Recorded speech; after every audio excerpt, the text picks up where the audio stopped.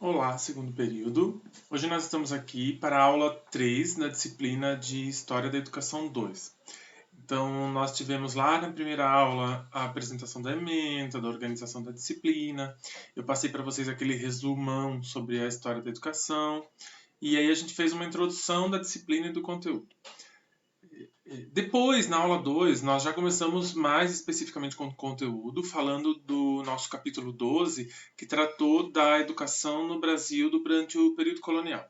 E hoje nós estamos trabalhando com o capítulo 13, que trata da educação aqui no Brasil durante o período imperial, que é a segunda fase, como os historiadores contam a história do Brasil a partir da invasão dos portugueses aqui. Vamos lá. O texto base, então, hoje é o capítulo 13, e o título desse capítulo 13 é O Império e a Formação da Elite. Porque, retomando, né, a nossa primeira fase aqui da história do Brasil, a partir da chegada dos portugueses, foi o Brasil se tornando uma colônia de Portugal. Depois, a gente passa para o período imperial, quando acontece a proclamação da independência. Então, o Brasil se torna independente, deixa de ser uma colônia de Portugal e se torna um império independente. Então, esse é o período que o Brasil é um império, que é ali da proclamação da independência até a proclamação da República, então de 1822 até 1889.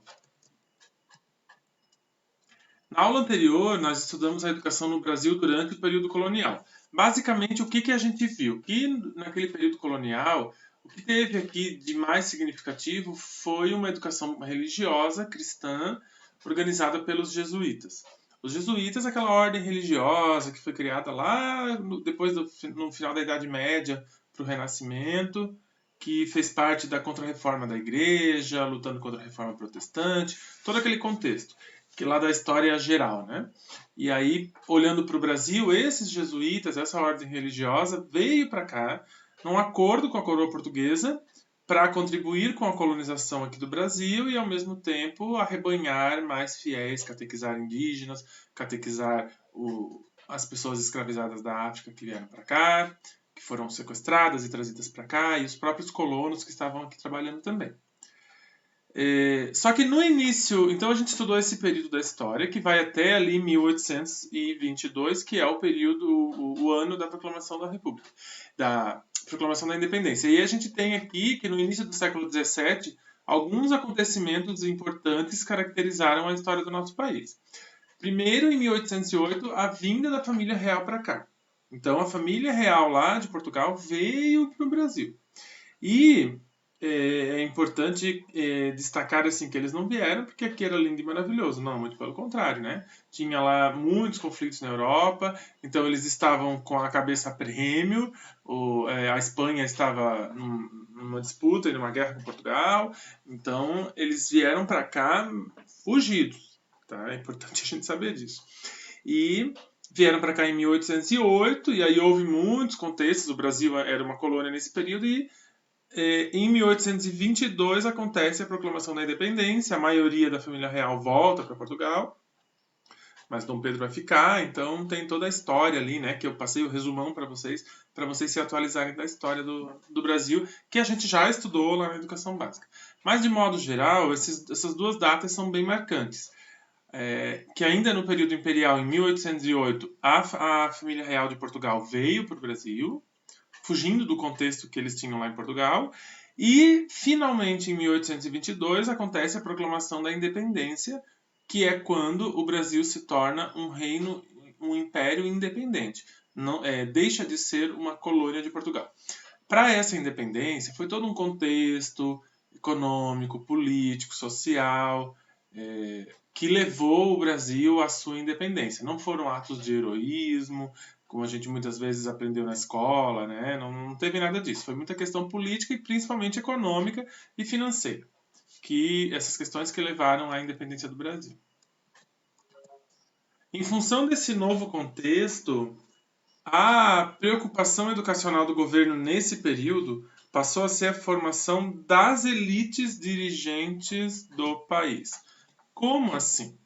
Porque nós vimos que lá na educação, durante o período colonial, O que havia era uma educação dos jesuítas, religiosa, que era bem primária, bem uma educação para alfabetizar e catequizar ao mesmo tempo. E não havia no Brasil grandes estruturas para uma educação, por exemplo, de nível médio, uma educação superior. O que havia de educação superior mais estruturada as ciências sagradas, uma espécie de teologia que era para formar novos membros para a ordem dos jesuítas. Os filhos das elites, quando eles queriam estudar, fazer as suas faculdades, no período colonial, que era apenas os filhos das pessoas com grandes posses, eles iam fazer os seus cursos de formação superior na Europa. No Brasil não tinha. Só que aqui, o que aconteceu nesse período imperial? O Brasil se torna independente. A família real, quando ela veio para cá, né, não veio só a família, veio toda uma corte. E aí o Brasil passou a ter uma elite aqui. Uma elite que veio de Portugal, europeus e alguns de outros países também. E aí, pela primeira vez, o Brasil teve uma elite mais significativa morando aqui. Porque essa elite já controlava o Brasil, mas lá na Europa. Então, o Brasil passou a ter uma elite muito significativa, principalmente no Rio de Janeiro, que era a capital do Império. O Rio de Janeiro era a capital do Império do Brasil. E aí se fez necessário uma educação já um pouco mais num nível avançado para os filhos dessa elite, porque aí quando o Brasil se torna independente, já não tem mais aquele trânsito tão livre para que os filhos das pessoas aqui no Brasil ricas fossem estudar lá em Portugal ou em outros países da Europa. O Brasil não tinha mais toda aquela abertura com Portugal porque tinha se tornado independente de Portugal. E aí surge então a necessidade. Por isso que o título do capítulo que nós estamos estudando fala da formação da elite. Porque uma grande característica da educação brasileira nesse período do Império foi esse desenvolvimento dessa educação para a elite. O foco foi todo na educação para a elite. Aqui nesse período, as reformas as propostas da reforma pombalina, que foi aquela reforma que a gente comentou na aula anterior, que foi responsável pela expulsão dos jesuítas. Então, essa reforma pombalina se concretizou nesse período do Brasil imperial, mas apenas para a educação superior. Então, olha só, a reforma pombalina ela aconteceu ainda lá no 1700 e alguma coisa, 1759 por ali, que foi no momento que os jesuítas foram expulsos do Brasil. E aí eu comentei com vocês que aí o Brasil colônia ficou um pouco perdido porque todo o trabalho dos jesuítas de 210 anos, 200 e tantos anos, ele foi um trabalho, né, meio que perdido. Então o Brasil começa do zero, quase do zero, a sua educação com a saída dos jesuítas, com a expulsão dos jesuítas. E eles foram expulsos, lembrando, porque houve o rompimento do acordo ali, né, entre a Igreja Católica e a coroa portuguesa. Então, essas propostas, principalmente educacionais, da reforma pombalina, elas só foram se concretizar de verdade já no Brasil Império, 70, 80 anos depois. E elas só se concretizaram aqui, ó, para a educação superior. Apenas lá na educação superior e em alguns casos, em alguns colégios mais voltados para a elite, lá na capital do Império, que era o Rio de Janeiro. Não foi uma reforma que atingiu a educação de toda a população brasileira, de modo nenhum. Aqui, nesse período do Brasil Imperial, o foco foi somente na educação para as elites. No campo do ensino de primeiras letras, que é aquele ensino mais básico, mais secundário, mais primário, poucas foram as iniciativas do governo da União durante o Império. Quando a gente fala o governo da União, o governo central, como se fosse o governo federal hoje. Então, poucas foram as iniciativas de escolas elementares, escolas de alfabetização. Legislações no campo educacional foram aprovadas para organizar os sistemas de ensino, só que o ensino primário foi deixado ao encargo das províncias. As províncias era como se organizava o território nacional naquela época. Era quase como se fossem, não era exatamente a mesma divisão, mas é como se fossem os estados hoje. Depois que a gente vira uma república, aí a gente começa essa organização nas unidades da federação. Mas aqui nesse período, a gente tinha as províncias, que eram as capitanias hereditárias lá no começo. Então, o Brasil era dividido em províncias E o governo federal, o governo do Império, ele deixou a cargo das províncias essa educação elementar, essa alfabetização do povo, esse ensino primário.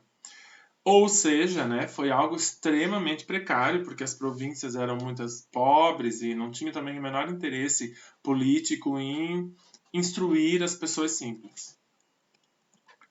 Esse ensino primário foi pouco difundido por várias razões. Primeiro, que ele não era obrigatório para ingressar no secundário. Como assim? Muitas das famílias que tinham mais condições econômicas e financeiras, elas pagavam professores particulares para ensinar os seus filhos. Então, essa educação básica, primária, de alfabetizar, ela era feita em casa por professores particulares. E aí havia alguns cursos secundários, como se fosse um ensino médio, bem poucos, apenas onde tinha algumas elites morando em algumas grandes cidades. E para você entrar nesse ensino secundário, você não precisava ter feito o ensino primário. Bastava você ir lá, se matricular, mostrar que você já dava conta, você entrava. Então, esse foi um dos motivos para que esse ensino primário não fosse muito difundido, porque quem tinha dinheiro já instruía primariamente os seus filhos em casa. Também os escravos eram proibidos de frequentar as escolas, e o Brasil tinha milhões de escravos. Então, eram milhões de pessoas que não podiam estudar. E os orçamentos eram escassos, era pouquíssima verba para a educação. Então, é algo que não tinha nem como ser feito porque não havia vontade política. Quando a gente fala que não tem recurso, é porque não tem vontade política, não tem organização. Como que as pessoas pobres, os descendentes dos indígenas, das pessoas que eram escravizadas e as pessoas pobres de todos os cantos do Brasil, como que eles iam se mobilizar politicamente para reivindicar a educação? Isso era algo impensável naquela época. De modo geral, uma parcela muito pequena da população frequentava as escolas. Basicamente, só as elites. Nesse período, no Brasil Império, quase nada se fez ao ensino técnico profissional. Então aqui já a gente está falando de uma outra modalidade de ensino, né? Que é o ensino técnico, aquele ensino que prepara para o trabalho. Já que quem concluía essa modalidade, o ensino técnico, não tinha garantido o ingresso ao ensino superior, então as pessoas não tinham por que querer fazer um ensino técnico e as pessoas da elite não iam querer colocar os seus filhos nesse tipo de ensino técnico, que é o que comenta aqui embaixo. Ó. E também pela clientela que podia estudar, ou seja, a elite. A elite não tinha interesse em atuar em áreas técnicas, eles preferiam as profissões liberais, medicina, direito, engenharia. E aí as pessoas que realmente tinham essa condição, eles ainda assim mandavam os seus filhos para a Europa, os muito ricos. Claro que isso ficou um pouco mais complexo nesse período, mas ainda assim acontecia. Então, o ensino técnico profissional ele ficou praticamente sem incentivo também no período do Brasil Imperial. O curso normal praticamente só se desenvolveu a partir do final do Império, e mesmo assim enfrentando enormes dificuldades, com a falta de professores qualificados e condições precárias de ensino. Então eu até trouxe aqui uma pergunta para vocês, o último tópico aqui, né? Vocês sabem o que é o curso normal? Eu sempre faço essa pergunta quando a gente está lá nas aulas presenciais. E aí tem ali na página 148 e 149 que fala, que eu quero que vocês reforcem a leitura, porque fala dessa educação, desse curso normal. O curso normal era o curso que formava professores, gente. Ele é como se fosse um antepassado da pedagogia. A gente teve o curso normal, a gente teve o magistério, aí a gente chegou na pedagogia. É claro que aí muitas mudanças de como cada um desses cursos se organizou. Mas o curso normal, na história da nossa educação, ele é o curso que formava professores. Então aqui no período imperial, ele só se desenvolveu lá para o finalzinho do Império, com muitas dificuldades, porque quase não tinha professores qualificados. Ou seja, professores para formar professores. Porque nós temos, quando a gente tem um curso que forma professor, tem que ter o professor formador. Por exemplo, eu sou um professor formador. Por quê? Porque eu formo professores. Então, nesse período, quase não tinha professores formadores qualificados. Então, os cursos normais, eles só foram ter um pouco de desenvolvimento quase no final do Brasil Império, já quase começando a República. Quanto ao ensino secundário, que é como se fosse o nosso ensino médio, persistiu a herança do período colonial, com aulas avulsas, dispersas, muitas aulas particulares, a fim de preparar para o ingresso nos cursos superiores. Teve uma lei, que é chamada de Ato Adicional, em lá 1834, que conferiu autonomia às províncias quanto ao ensino público, inclusive o secundário. É aquela ideia, né, de que o governo central lá do Império deixava a cargo das províncias essa educação mais pública e para o povo. E as províncias precárias, desorganizadas, pouco faziam. A atuação do poder central do Império ficou centrada apenas na educação superior e nas escolas da capital do Império, lá no Rio de Janeiro. Ou seja, gente, o governo do Império, nosso governo central do Brasil, quando o Brasil era um império, ele focou as suas ações na educação superior, porque aí começaram a surgir alguns cursos superiores no Brasil, porque antes, aquilo que a gente comentou ali anteriormente, os filhos das pessoas que tinham posses aqui, eles iam fazer medicina, engenharia e direito lá na Europa. Só que como passou a ter uma elite maior, uma maior quantidade de pessoas de elite aqui, porque vieram lá, né, junto com a família real para cá. E também porque muitos já estavam enriquecendo, muitos colonos já estavam enriquecendo de tanto explorar, né, os bens naturais aqui do país. Então começa a surgir, começa a se desenvolver e criar alguns cursos superiores. Até porque o Brasil já não tinha mais, as pessoas não tinham mais um trânsito muito fácil lá para ir para a Europa. E então começa a surgir aqui no Brasil Imperial alguns cursos superiores. A maioria no Rio de Janeiro e em São Paulo, principalmente no Rio de Janeiro, que era a capital do Império. E lá na capital do Império, no Rio de Janeiro, esse governo do Império também era responsável pela educação, por todos os níveis de educação. Aí lá sim eles davam atenção para uma educação primária, para um ensino secundário, um ensino médio. Só que isso era só lá na capital, porque era lá que morava a maioria da elite do Império Brasileiro. Acabou acontecendo que surgiram dois sistemas paralelos de ensino secundário, como se fosse o ensino médio, né? Um sistema lá no Colégio Dom Pedro II e outro nas províncias. O Colégio Dom Pedro II foi um colégio criado, né, tem o nome do Dom Pedro, para os filhos da nobreza lá que veio, da coroa, todos os nobres que vieram junto com a coroa portuguesa. Então foi criado esse colégio e era um colégio modelo, um colégio de excelência, lá no Rio de Janeiro. Então esse colégio tinha todos os níveis de ensino e ele sim era controlado pelo governo federal, pelo governo do Império. O Colégio Dom Pedro II ele deveria funcionar como um modelo para os outros colégios secundários do país. Ou seja, as províncias tinham que se basear no Colégio Dom Pedro, lá do Rio de Janeiro, para criar os seus colégios secundários nas suas províncias. Só que as províncias não tinham dinheiro. Apesar disso, ao final do Império, mesmo apesar de todo esse investimento, ao final do período imperial, o Colégio Dom Pedro também já estava com cursos avulsos, ele também decaiu muito na sua qualidade e na sua organização. Até porque os imperadores no Brasil foram perdendo força, foram perdendo prestígio, até que aconteceu a proclamação da República. Mas ainda assim, o Colégio Dom Pedro II se consolidou como um colégio de referência e ele ainda existe até hoje, ele ainda é uma referência no Brasil. O Colégio Dom Pedro existe lá no Rio de Janeiro, ele tem um status de como se fosse um instituto federal, como tem o IFES, que nas cidades tem o IFES, que aqui em Joinville, né, o Instituto Federal, também ele tem um status de instituto federal. Ele tem cursos superiores, ele tem toda a educação básica.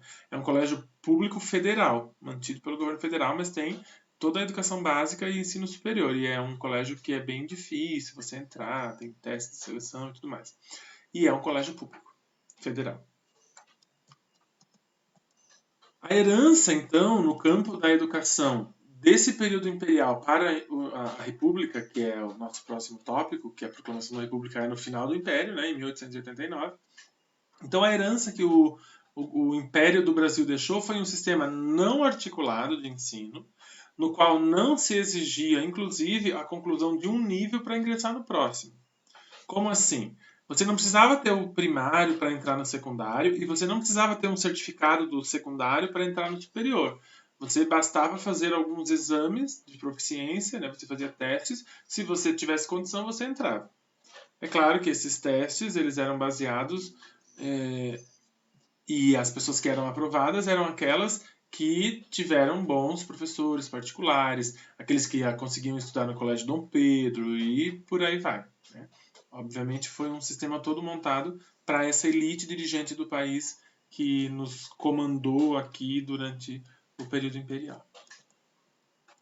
Aí o que eu deixo de tarefa para vocês? Vocês têm uma avaliação. Essa avaliação eu estou deixando aqui na plataforma Google, que é uma avaliação que vocês vão me entregar até o dia 25, uma semana.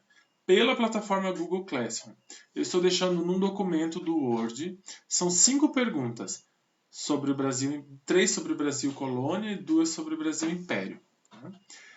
Então vocês têm que entregar, pega ali o documento na plataforma Google, responde, salva no seu computador, responde e anexa de novo ali e me envia a tarefa. Tá? Gente, vocês precisam pegar, prestem bem atenção agora. Essas respostas estão nas videoaulas, na videoaula 2 e nessa de hoje, e estão nos textos, no capítulo 12 e capítulo 13. Vocês vão pegar essas respostas dali. Vocês não podem pegar nenhuma resposta da internet. Qualquer resposta que tenha vindo da internet, eu também tenho internet, eu percebo que não é, que vocês colocaram ali alguma coisa que não é do livro e que não é da videoaula, eu já vou pesquisar na internet, vou achar e vai zerar a sua questão. Proibido qualquer resposta da internet e respostas que vocês copiarem dos colegas e que eu perceber, as duas pessoas também vão ter a resposta invalidada.